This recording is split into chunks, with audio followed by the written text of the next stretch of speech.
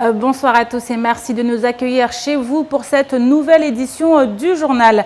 Au sommaire de l'actualité, la grève générale encore et toujours, un mouvement qui prend racine tandis que Mayotte sombre dans le chaos. Et pour en parler avec nous ce soir, Pierre Bellucci, rédacteur en chef du JTM AKTV. Bonsoir Pierre. Bonsoir Amina, bonsoir à tout le monde. Alors on l'a vu, la situation devient de plus en plus compliquée dans le 101e département. Les Mahorais réclament des solutions pour venir à bout de cette crise. On verra plus en détail avec vous ce qu'il en est aujourd'hui, notamment à la lumière de l'intervention du préfet Seymour Morsi qui est intervenu ce matin lors de la matinale de Kosi. On en parle tout à l'heure avec vous Pierre, mais d'abord voici les titres de ce jeudi 14 avril. Le préfet Seymour Morsi était sur notre plateau ce matin pour réagir suite aux émeutes, mais également face au mouvement social. Selon lui, il ne s'agit cependant pas d'un mouvement de grève générale, mais d'une impatience générale. Pas de quoi apaiser un climat social toujours aussi tendu sur l'île. Explication. Cette nuit et pour la première fois depuis 4 jours, les habitants des quartiers de Cavani et Mtsapéré ont pu dormir sur leurs 2 oreilles. Les affrontements entre bandes rivales semblent avoir pris fin et la vie reprend tout doucement son cours, même si les séquelles sont toujours bien présentes. C'était une étude des plus attendues. Pour la première fois, un rapport comparant les prix entre Mayotte et la métropole vient d'être publié par l'INSEE. L'occasion d'apprendre que les prix sont 6,9% plus chers à Mayotte qu'en métropole. Une étude qui fait d'ores et déjà grincer des dents. Reportage. Et ces derniers jours n'auront pas été de tout repos pour les Mahorais. La situation dans laquelle se trouve actuellement le département est tout simplement devenue explosive. Ainsi, compte tenu des événements, le préfet Seymour Morsi a été contraint d'écourter son séjour parisien pour revenir sur le territoire hier. Présent sur notre plateau ce matin, il est revenu sur les émeutes, la grève générale, la fragilité de l'économie ou encore la rencontre qui se tiendra demain au ministère. Autant de sujets sur lesquels il est très attendu. Le résumé de son interview dans ce sujet signé Pierre Bellucci et Leslie Vimné. Suite aux terribles affrontements qui ont eu lieu à Mamoudzou ces derniers jours, le préfet s'est exprimé. En effet, la population attendait avec impatience la réaction de Seymour Morsi sur une jeunesse qui a semé la terreur dans les rues du chef-lieu. Les enfants doivent être à la maison, à l'école, au collège, à l'université éventuellement, ou en formation ou à la recherche d'un emploi. Ils n'ont pas à être dans la rue à faire ce qu'ils font. Ce que je dis aux personnes qui ont eu leurs biens dégradés, mais je suis dans votre studio qui vient d'être refait, je dis tout ça est absolument inadmissible et la force va rester mobilisée et le droit va être respecté. Mais encore une fois, je préférerais qu'au lieu de m'occuper d'enlever du bois ou des troncs sur un carrefour, je préférerais largement que les forces de sécurité soient là pour faire des enquêtes, pour pouvoir trouver ceux qui commettent ce type de délit très grave. Et ça, j'en appelle à la responsabilité de chacun. En ce sens, à la suite de ces émeutes, 3 personnes ont été interpellées. L'une d'entre elles a été condamnée à 8 mois d'emprisonnement et placée sous mandat de dépôt à la maison d'arrêt de Magicavo. La seconde, inconnue jusqu'ici de la justice, a été condamnée à 6 mois d'emprisonnement et la troisième à 1 mois. Si le préfet a tenu à bien différencier ces émeutes avec le mouvement de grève, il préfère néanmoins parler d'impatience générale plutôt que de grève générale.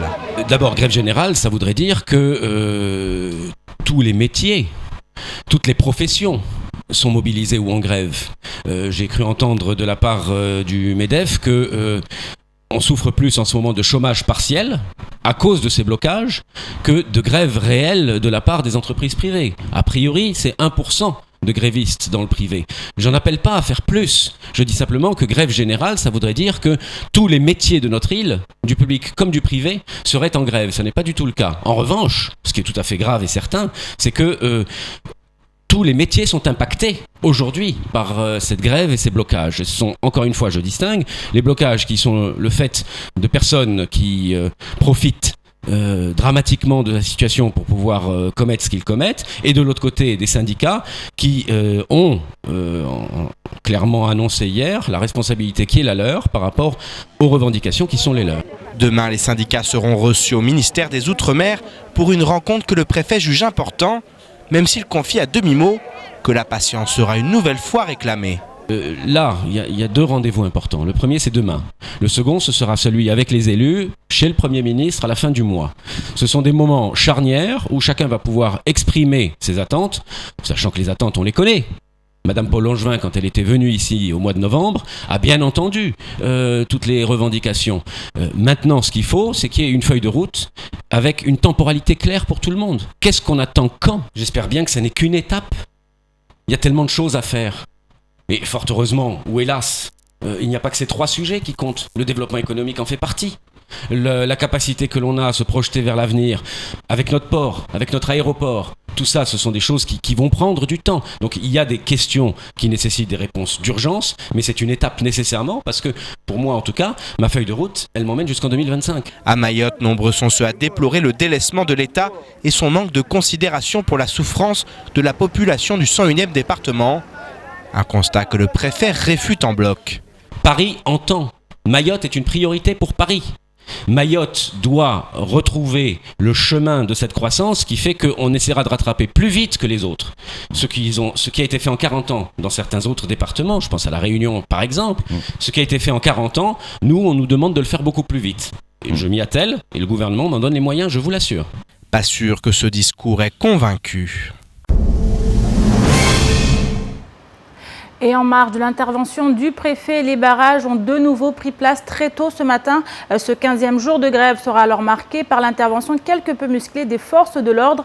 Celles-ci ont bien tenté de lever les barrages les uns après les autres, mais c'est sans compter sur la détermination des grévistes qui les remontaient aussitôt. Et à la veille de la rencontre à Paris entre l'intersyndicale et l'État, la grève suit son cours, menée par des manifestants plus déterminés que jamais. Reportage à Bassalidi, Pierre Bellucci et Leslie Vimnet. Bandrélé, Chirongi, Kahani, Kokoni, Tsingoni, Soulou ou encore Bouyouni. Les barrages ont une nouvelle fois été de sortie ce matin. L'île est plus que jamais paralysée et les tentatives des forces de l'ordre pour lever les barrages n'aboutissent à rien. En effet, aussitôt démantelés, ils sont remontés par les grévistes. Et ce ne sont pas les mots du préfet qui semblent avoir apaisé la colère des syndicats. Quand le préfet dit que ce n'est pas une grève générale, mais c'est juste une impatience générale, je pense qu'il va falloir qu'il regarde un petit peu sur notre plateforme de revendication. C'est quand même des points qui concernent toute la population de Mayotte, et les travailleurs du privé, du public et la population qui ne travaille pas. En effet, les syndicats disent se battre pour les droits de l'ensemble de la population. Aboudou Moursali a ainsi souhaité répondre au président du MEDEF qui s'insurge contre les pertes économiques liées à ces blocages. Quand on demande l'application du Code du travail, Monsieur le Président, c'est pour tout le monde, c'est pour vous et nous les salariés. Vous vous souvenez, lorsque votre pactole a été touché, ne serait-ce par une augmentation donc, de l'octroi de mer, vous avez tout de suite réagi, vous avez bloqué tout le monde, vous avez même embobiné les salariés pour qu'ils viennent vous soutenir, tout simplement parce que vous savez qu'avec 30% d'augmentation d'octroi de mer, votre marge d'augmentation de revenus, d'augmentation de prix a été cassée par le département. Vous savez que là, vous n'avez plus de marge de manœuvre. Donc aujourd'hui, nous, quand on demande un alignement donc du code de travail, c'est aussi pour vous, tout comme nous, on a besoin de protection. Si les grévistes réussissent à bloquer l'île, ils savent que le mouvement risque à terme de s'essouffler et en appellent donc à l'aide d'une population qui n'adhère pas toujours à la manière de faire grève. La grève, elle s'amplifie et moi j'attire l'attention de tous les papas, tous les mamans, tout le monde, sauf les scolaires, restez à la maison si vous n'allez pas à l'école, ne venez pas vous mêler à ça, mais que les parents se bougent et viennent soutenir l'intersyndicale parce que l'intersyndicale est là non pas pour les salariés comme peuvent le penser les gens, même ceux qui ne travaillent pas, qui touchent le RSA, voire ceux qui ont des difficultés ou qui auront des difficultés, qui risquent d'être licenciés, au moins ils toucheront un chômage qui en vaut la peine, pas les miettes qu'on a aujourd'hui. Si la rencontre qui se tiendra demain au ministère a bien été acceptée par l'intersyndicale, le mouvement ne s'arrête pas pour autant et les barrages devraient continuer demain. Écoutez, la grève, elle est au statu quo. Ce n'est pas parce que nos copains sont appelés à Paris que nous arrêtons le mouvement. Bien au contraire, on est encore plus solidaires pour renforcer le mouvement, expliquer à Paris que nous tant qu'on n'aura pas d'éléments tangibles, tant qu'on n'aura pas un planning des différents travaux qui nous disent mener, on ne lâchera rien. Ne rien lâcher avec égalité réelle. Voilà le second mot d'ordre, même si les espoirs fondés dans la rencontre de demain sont réels. Alors Pierre, on a vu un 15e jour de grève, une grève qui continue a priori, malgré l'annonce de cette rencontre demain à Paris entre l'intersyndicale et les membres du gouvernement. Alors la tendance aujourd'hui, l'ambiance sur le territoire par rapport à cette grève, on l'a vu, d'un côté les syndicats qui disent que nous on continue, du côté de la population, clairement, comment ça se passe ? Clairement, la population, elle en a marre, elle se sent prise en otage et elle l'est par ce mouvement de grève, parce que c'est aussi l'objectif. L'objectif, c'est qu'aujourd'hui, cette île soit bloquée afin que le gouvernement prenne conscience que les grévistes en ont assez et que de toute façon, ils sont déterminés et qu'ils iront jusqu'au bout.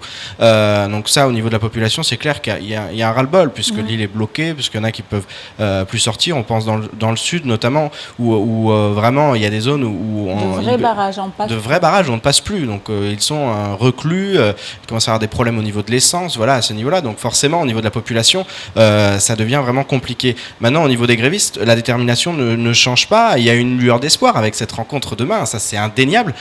Mais l'état d'esprit, c'est qu'ils n'y croient pas vraiment.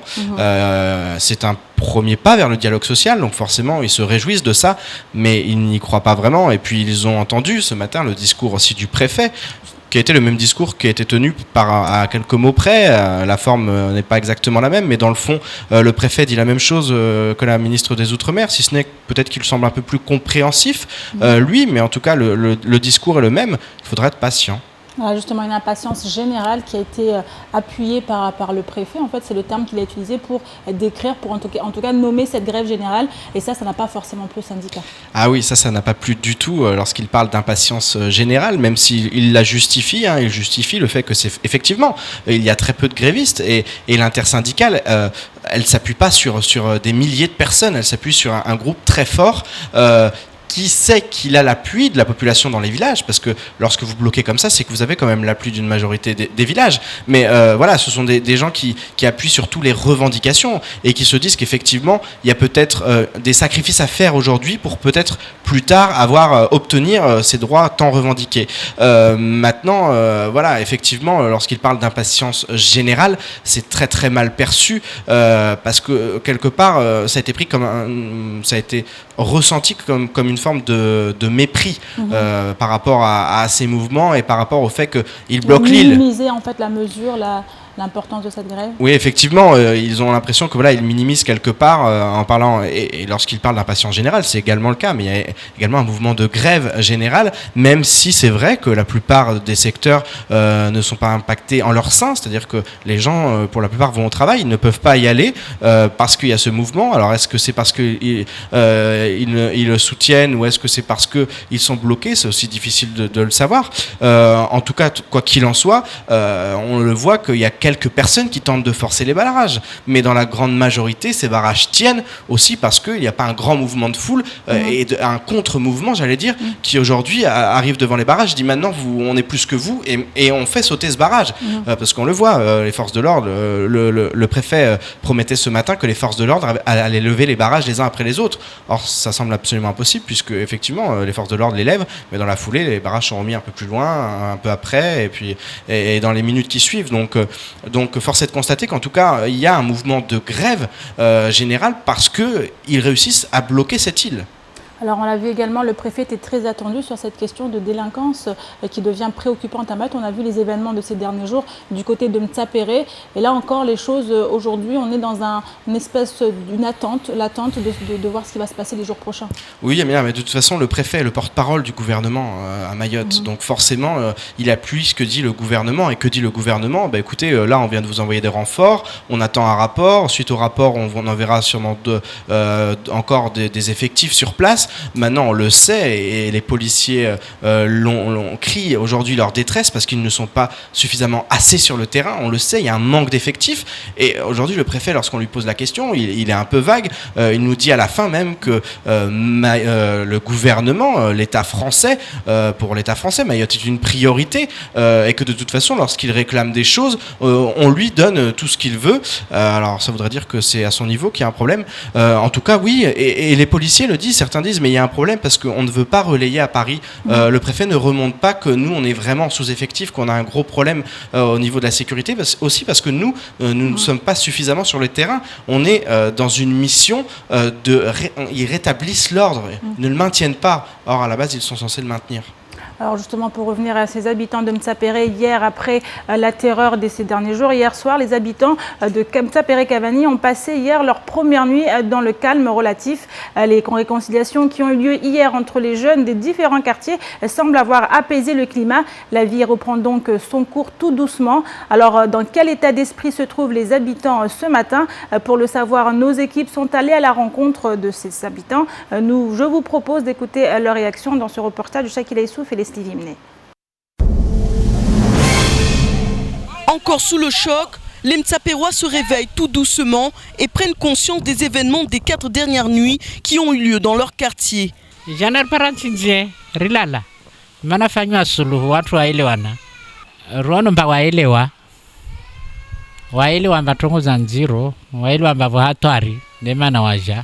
eu trop de dégâts et trop de craintes de la part de tout le monde.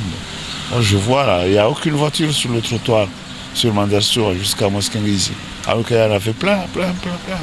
Oh, je vais certainement déménager. Je travaille à Mtsangamouji, à Tingoni, et que, bon, dans ces conditions, je vais préférer habiter là-bas. N'étant pas véhiculé, je préférais habiter ici à Mamoudzou pour le transport. Du côté de Cavani, le réveil est également très difficile. Les résidents reprennent leurs occupations en gardant à l'esprit le souvenir des nuits de terreur et de violence. Depuis hier, nous avons bien dormi, donc ça va. Le calme est revenu, donc je pense que ça ira. Oui, cette nuit, on était dehors avec les jeunes de Doujani et les jeunes de Cavani. On parlait tous ensemble là et on a bu des boissons, on a parlé et là, ça va. Les élèves qui fréquentent les lycées et collèges de Mamoudzou se réveillent tous les jours, la peur au ventre, de devoir prendre le chemin de l'école et de se faire agresser. Pour cette collégienne, malgré les réconciliations, la prudence reste de mise. On se réveille le matin, on dit bon, on va à l'école, même si on n'a pas le choix, de toute façon on doit se débrouiller pour aller à l'école. On va à l'école avec la peur au ventre, bien sûr. On ne sait pas, on ne sait jamais parce que la délinquance à Mayotte ne va jamais s'arrêter. Et ben L'avenir, c'est de continuer à aller à l'école et espérer que ça va s'arrêter. Parce que si ça continue comme ça, franchement, chacun va profiter de la grève, chacun va profiter de je ne sais pas quoi pour pouvoir continuer à dire que moi je fais ça parce que c'est un jeune de Cavani, je fais ça parce que c'est un jeune de Mgombani ou de je sais pas où. Les parents ont dû récupérer leur enfant au collège et lycée hier. Et même si les choses semblent être rentrées dans l'ordre, l'ensemble des parents de Cavani, Doujani et Mtsapéré sont tous d'accord pour dire que les choses sont allées trop loin et qu'ils n'oublieront pas les auteurs de ces violences. Et autre sujet dont nous allons parler maintenant, la séance plénière qui s'est tenue ce matin au Conseil départemental. À l'ordre du jour, le vote des rapports des différentes commissions avec bien sûr comme élément phare le vote du budget 2016. Une assemblée plénière qui a été ponctuée par quelques grincements de dents mais que l'on retiendra comme primordial pour l'avenir du 101e département. Les précisions avec Shakila Issouf et Leslie Vimné. Une séance plénière exceptionnelle s'est tenue au conseil départemental dans la matinée. En effet, les élus devaient impérativement voter le budget du département avant le 15 avril afin qu'il soit validé par l'État. Le président de la commission des finances, Ouseni Benissa, nous en dit plus. Il s'agit d'une séance importante parce que d'une part, on a voté le compte administratif 2015, mais on a aussi voté le budget 2016. Le compte administratif donc, a été voté, validé, avec environ 20 millions de déficit. Nous avions annoncé à peu près 50 millions.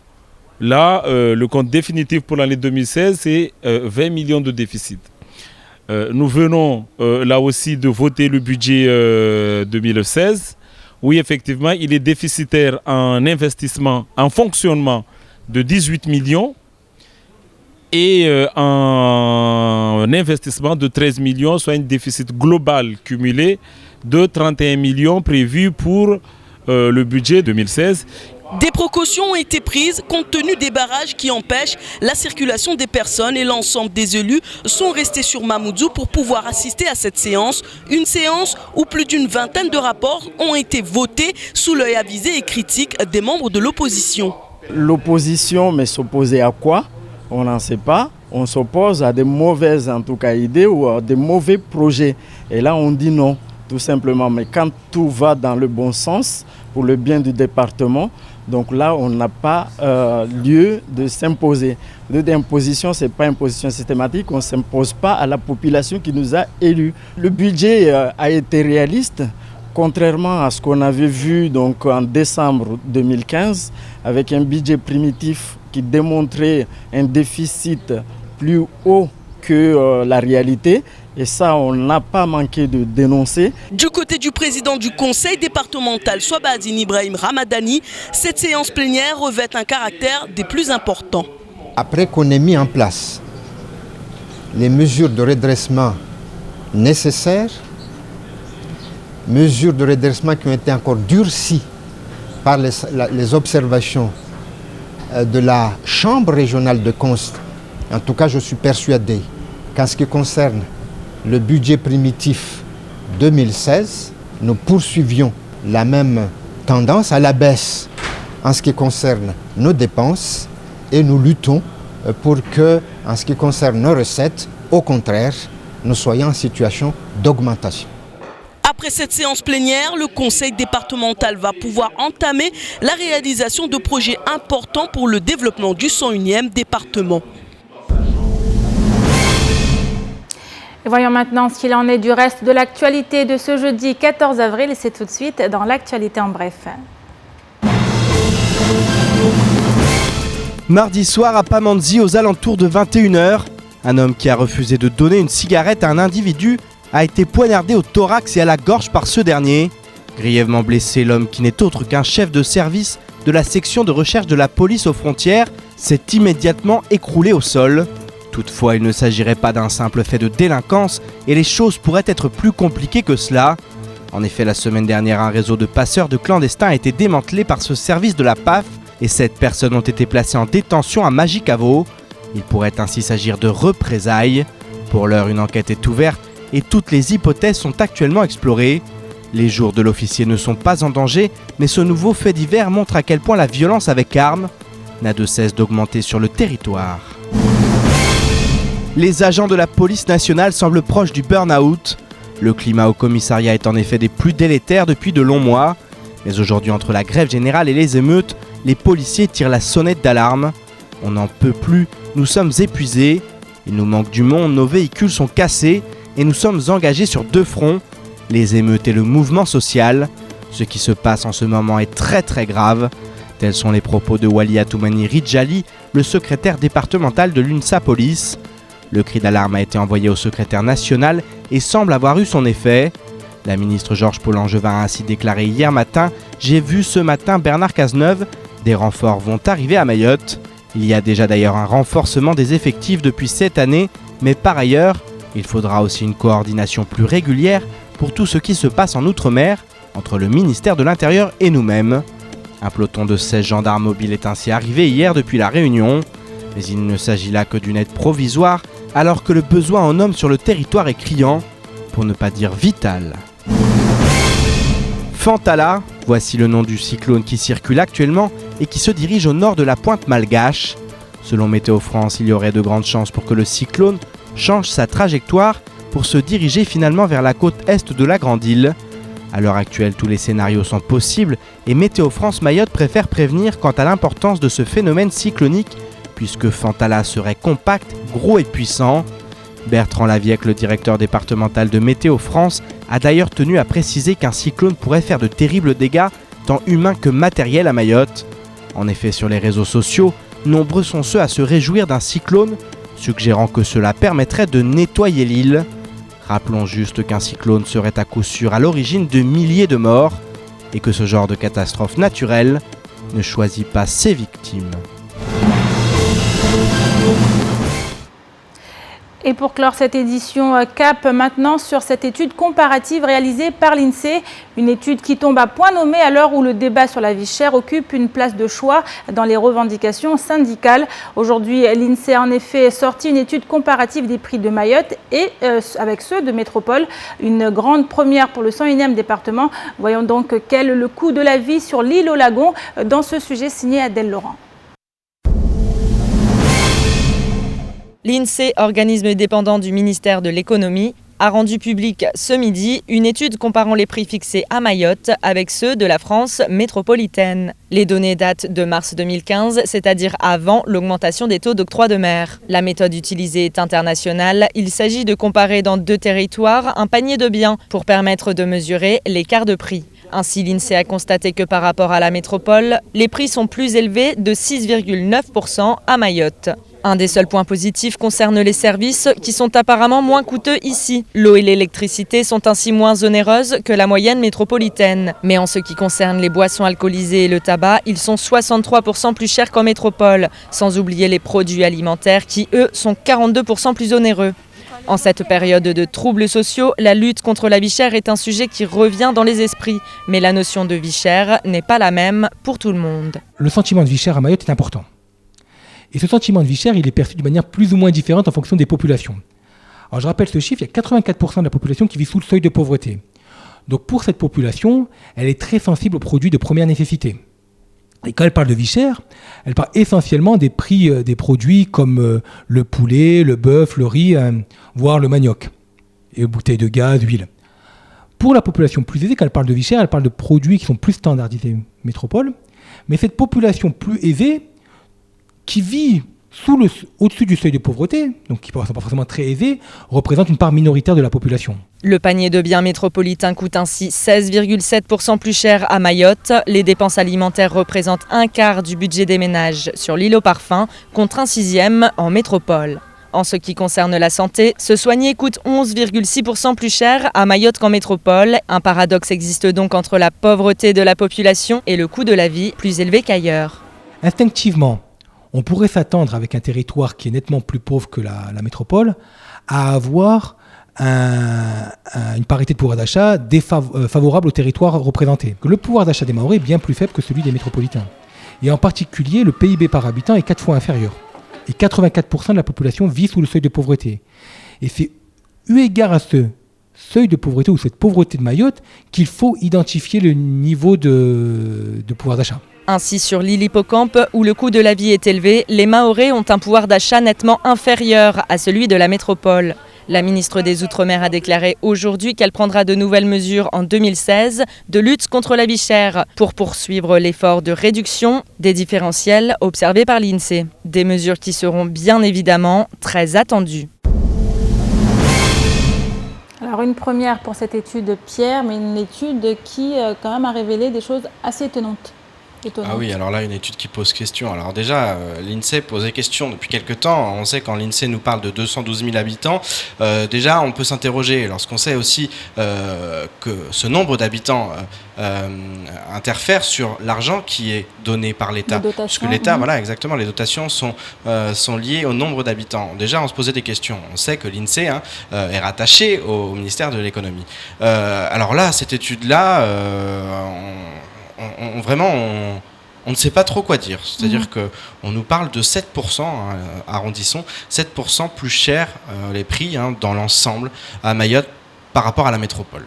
Alors, sur quoi on se base ? Donc, il y a une méthode qui est internationale, ça il faut le dire aussi. Donc forcément, on ne s'adapte absolument pas. Méthode de calcul qui est particulière. Une méthode, voilà, particulière. Prenons l'exemple, je ne sais pas, de la farine par exemple. La farine, donc on a pris les différents types de farine à Mayotte vendus dans les différents points de vente et on a fait une moyenne des prix. On l'a fait à Mayotte, on l'a fait en métropole et on l'a fait dans les autres DOM. À partir de là, on a fait des comparatifs. Voilà un peu la méthode. Maintenant, effectivement, ça pose vraiment question parce que par exemple... Le nombre de farines vendues à Mayotte n'est pas le même que celui vendu exactement. en France. Par exemple, le budget en alimentation à Mayotte représente plus de 40% du budget des ménages. Alloué à l'alimentation, c'est plus de 40%. En métropole, c'est 16% ou quelque chose comme ça. Je n'ai pas les chiffres exacts en tête, mais voilà. Donc forcément, c'est difficile de comparer. Les priorités, ce ne sont pas les mêmes. L'offre, la demande n'est pas la même. Donc déjà, forcément, ça fausse un peu la donne. Mais forcément, il y a aussi des chiffres qui interrogent. Lorsqu'on nous dit que les prix des voitures neuves sont 25% plus chers, on se dit d'accord. À Mayotte qu'en métropole. Lorsqu'on nous dit que les pièces détachées sont plus chères, on dit d'accord. Lorsqu'on nous dit par contre que l'entretien des véhicules est moins cher et que du coup ça compense le reste, là on se Donc dit... tout va bien à Mayotte. Sur quoi se base-t-on alors qu'on sait avec les routes que les véhicules tombent très régulièrement en panne et que souvent le coût est très élevé puisque forcément il y a des pièces et qu'elles coûtent plus cher, donc pour l'entretien c'est plus cher. On nous parle par exemple de roues qui coûteraient moins cher. Alors forcément si on prend un garagiste qui n'est pas déclaré, ça peut coûter moins cher. Mais Monsieur Mekawi a expliqué que non, c'était vraiment dans les commerces qui étaient des commerces déclarés. Donc voilà, il y a beaucoup de choses qui posent question. On nous dit que l'électricité coûte moins cher, que l'eau coûte moins cher. On se pose des questions, que le carburant coûte aussi moins cher, ça peut encore se comprendre. Mais voilà, sur beaucoup de points, on se pose des questions. En ayant regardé un peu cette étude, on se dit mais... Voilà, il y a sûrement un décalage. Monsieur Mekawi l'a dit, il a aussi dit, et il a pris du temps pour le dire, que de toute façon, ça allait faire grand bruit, cette étude. Elle était attendue depuis très longtemps. On voulait enfin avoir une comparaison avec la métropole. Aujourd'hui, 7% d'écart. Tous ceux qui vont dans un magasin et qui font leurs courses ne seront pas d'accord. Alors quel lien, Pierre, entre cette étude et est-ce qu'il y a des liens qui ont été faits, des passerelles avec l'Observatoire des prix? Alors justement, voilà. Alors l'INSEE c'est vraiment un institut qui est indépendant.